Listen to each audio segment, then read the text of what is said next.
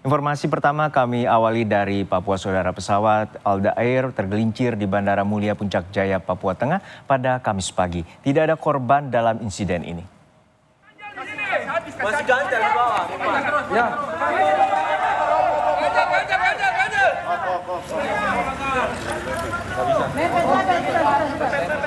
Sudah bisa nih.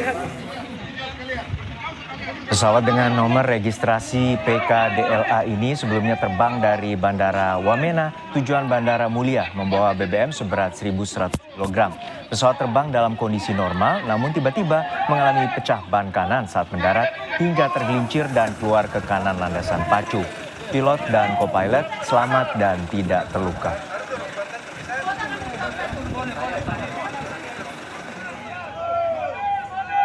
Selamat siang rekan-rekan media.